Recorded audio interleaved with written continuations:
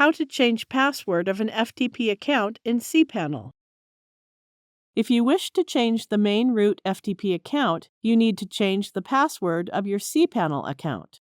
To change the password of a specific FTP account, keep watching this tutorial.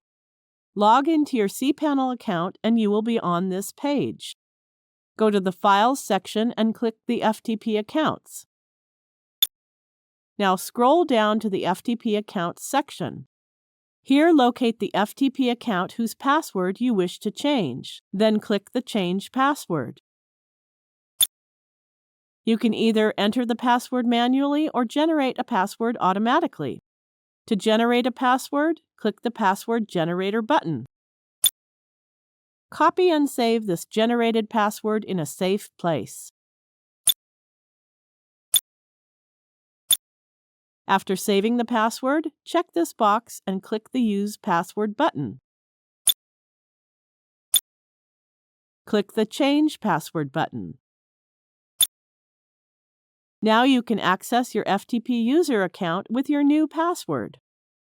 Thank you for watching.